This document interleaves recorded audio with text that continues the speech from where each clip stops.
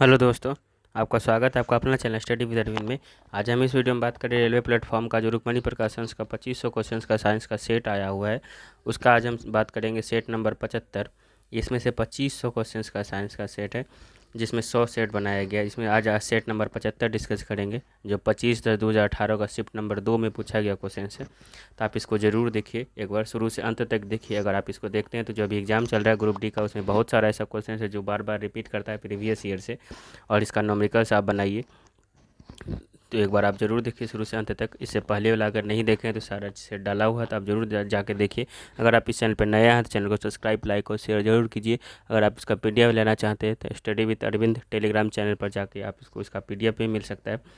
चलिए स्टार्ट करते हैं। आज सेट नंबर 75 देखेंगे, जो कि पूछा गया क्वेश्चन से सारा है। चलिए स्टार्ट करते हैं सेट नंबर 75 का।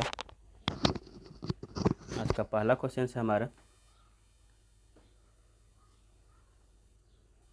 देखिए ये क्वेश्चन है। मिट्टी के बर्तन में रखा जल गर्मियों में भी डैश के कारण ठंडा रहता है। तो किस कारण से ठंडा रहता है? देखिए वाष्पन के कारण से जो है वो ठंडा रहता है। किसके कारण से ठंडा रहता है? आपका गर्मी में रखा हुआ कोई भी जो मिट्टी के बर्तन में अगर रखते हैं, किसके कारण ठंडा? वाष्पन के कारण। नेक्स्ट क्वेश्चन है हमारा 2 नंबर। देखिए 2 नंबर क्वेश्चन क्या बोल रहा है कि पौधे में जल वाष्प के रूप में जल की हानि को क्या कहते हैं? तो पौधे में जल वाष्प के रूप में जो जल की हानि होती है उसको क्या बोलते हैं हम? कि वाष्पोत्सर्जन करते हैं, वाष्पोत्सर्जन बोलते हैं। नेक्स्ट क्वेश्चन है हमारा 3 नंबर। देखिए 3 नंबर क्वेश्चन क्या बोल रहा है कि निम्नलिखित में से कौन सी ऊर्जा गतिज ऊर्जा है? तो गतिज ऊर्जा आपका कौन सा है इसमें से? देखिए बंदूक से निकली गोली, इसमें गति है तो गतिज ऊर्जा हो जाएगा आपका। तीव्र गति से कार्य एक रेलवे इंजन, इसमें भी गति है तो गतिज ऊर्जा हो जाएगा। एक साधारण पेंडुलम की गति, पेंडुलम भी गति कर रही है इधर से उधर, तो उसमें भी गति है आपका। तो यहाँ पे तीनों आपका सही है। तीनों में आपका क्या है? इस तीनों में गतिज ऊर्जा है, तो आप इसको ध्यान में रखिए। तीनों में आपका क्या है? गतिज ऊर्जा है। देखा 3 का आपका सी नंबर आंसर सही हो जाएगा। नेक्स्ट क्वेश्चन है हमारा 4 नंबर। इलेक्ट्रिक बल्ब के फिलामेंट्स के लिए एक विशेष रूप से प्रयोग होने वाली धातु का नाम क्या है? तो इलेक्ट्रिक बल्ब में जो फिलामेंट प्रयोग होता है उसका धातु का नाम क्या है? हमारा टंगस्टन है। चलिए इसका क्या हो जाएगा? डी नंबर आंसर सही हो जाएगा। नेक्स्ट क्वेश्चन है हमारा 5 नंबर। देखिए 5 नंबर क्वेश्चन क्या बोल रहा है कि पृथ्वी वस्तु को अपनी ओर आकर्षित करती है, इसका क्या कारण है? पृथ्वी जो अपनी ओर आकर्षित करती है, इसका कारण गुरुत्वाकर्षण है। नेक्स्ट क्वेश्चन हमारा 6 नंबर है। देखिए निम्नलिखित में से कौन सा कथन असत्य है? इसमें से असत्य आपको ढूंढना है। चलिए देखिए क्या है। तो देखिए क्वेश्चन है, संतुलित रासायनिक समीकरण अभिक्रिया अभिकारकों और उत्पादक विभिन्न तत्वों की परमाणु संख्या समान होती है, ये तो आपका सही है। दूसरा है, असंतुलित रासायनिक समीकरण अभिकारकों और उत्पादों के एक अधिक परमाणुओं की संख्या असमान होती है, ये भी आपका सही है। असंतुलित में असमान होती है, संतुलित में समान होती है। इसका आंसर हो जाएगा आपका डी नंबर, यानी दोनों क्या आपका सही है। अब इसको ध्यान में रखिएगा। नेक्स्ट क्वेश्चन से हमारा 7 नंबर है। देखिए 7 नंबर क्वेश्चन क्या बोल रहा है कि किसी ऊंचाई पर एक वस्तु की स्थितिज ऊर्जा को क्या कहा जाता है? ऊंचाई पर स्थिति ऊर्जा क्या बोलेंगे? गुरुत्वीय स्थितिज ऊर्जा बोलेंगे। अगर ऊंचाई पर है तो गुरुत्वीय स्थितिज ऊर्जा बोलेंगे हम उसको। नेक्स्ट क्वेश्चन हमारा, औसत शक्ति निम्न में से किसके बराबर होता है? औसत शक्ति किसके बराबर होता है? अब देखिए यहाँ पर, तो कुल प्रयुक्त ऊर्जा बटे कुल समय के बराबर होता है। औसत शक्ति किसके बराबर होता है? कुल प्रयुक्त ऊर्जा बटे कुल समय के बराबर आपका होता है। नेक्स्ट क्वेश्चन हमारा, टेरिडोफाइटा समूह के पौधे में डैश नहीं होता है। नेक्स्ट क्वेश्चन हमारा, तो क्या नहीं होता है? देखिए आपका, तो पुष्प नहीं होता है। क्वेश्चन है नौ का बी नंबर। देखिए टेरिडोफाइटा समूह के पौधे में डैश नहीं होता है, तो ये पुष्प नहीं होता है। 9 का आपका बी नंबर आंसर सही हो जाएगा। देखिए क्वेश्चन है हमारा 10 नंबर। देखिए 10 नंबर क्वेश्चन क्या बोल रहा है आपका कि निम्नलिखित में से कौन सा कथन सही है? देखिए सही ढूंढना आपको इसमें से।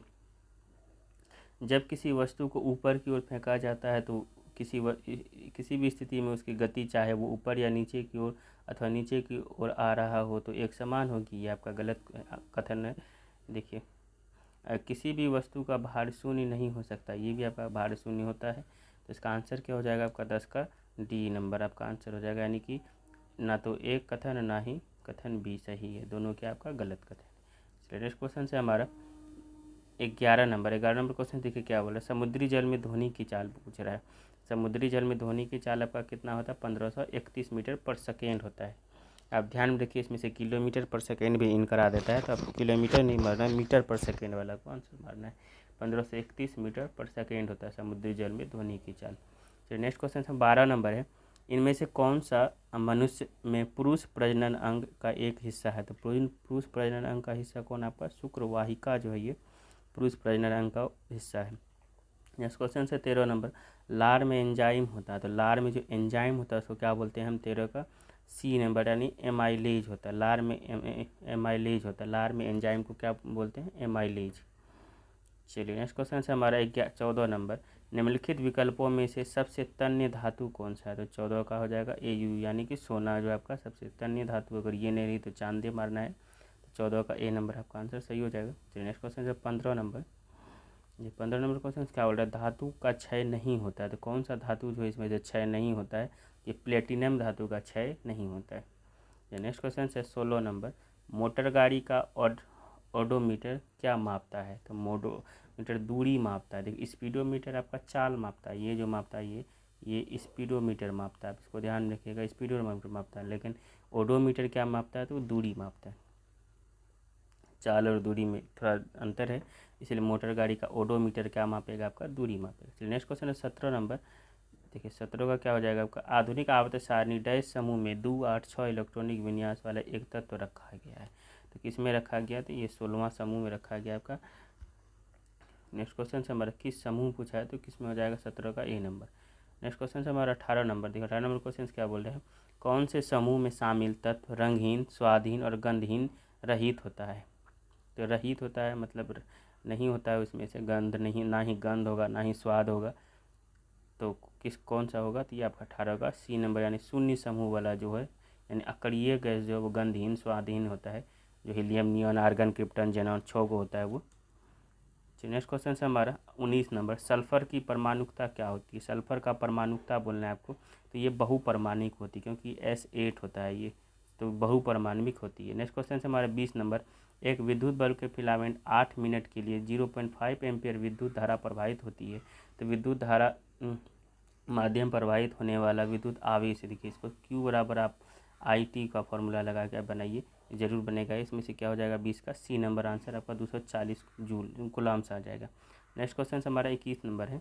वह ठोस पदार्थ जिसका सामान्य नाम शुष्क बर्फ है। शुष्क बर्फ किसको बोलते हैं, CO2 को बोलते हैं। 21 का क्या हो जाएगा B नंबर आंसर आपका सही हो जाएगा।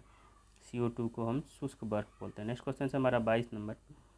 देखिए 22 नंबर क्वेश्चन क्या बोल रहा है कि निम्नलिखित विवरण को पढ़ें हम किसी जीवित जीव के ऐसे निशान को क्या कहते हैं।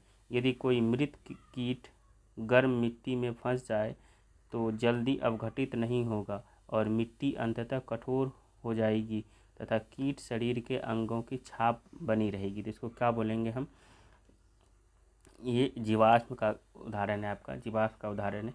नेक्स्ट क्वेश्चन देखिए आप 23 नंबर क्वेश्चन देखिए क्या बोल रहा है कि किसी वस्तु का प्रतिबिंब वास्तविक आकार का प्राप्त करने के लिए वस्तु को उत्तल लेंस के सामने कहाँ पर रखना होगा। अगर वास्तविक आकार का प्रतिबिंब प्राप्त हो तो उत्तल लेंस के सामने कहाँ रखा जाएगा, तो 2F1 पर। क्वेश्चन आप जरूर देखिए, अभी बहुत सारा क्वेश्चन लाइट चैप्टर से पूछ रहा है, दर्पण से। तो वास्तविक आकार का पानी के लिए कहाँ पर रखना होगा, तो ये 2F1 पर रखना होगा। नेक्स्ट क्वेश्चन से हमारा 14 नंबर। डाल्टन का सिद्धांत आधारित है। डाल्टन का सिद्धांत ये रासायनिक संयोजन पर आधारित है। इसको ध्यान में रखिए, क्वेश्चन बार बार पूछा जाता है। डाल्टन का सिद्धांत किस पर आधारित है, यह रासायनिक संयोजन पर आधारित है। ये इस तरह से हमारा सेट नंबर 75 कंप्लीट हुआ। अगर इसे पिछले वाला पर सेट नहीं देखे हैं तो आप ज़रूर जाके देखिए, और अगर आप इस चैनल पर नए हैं चैनल को सब्सक्राइब, लाइक और शेयर ज़रूर कीजिए। चलिए मिलते हैं नेक्स्ट सेट में। Thank you.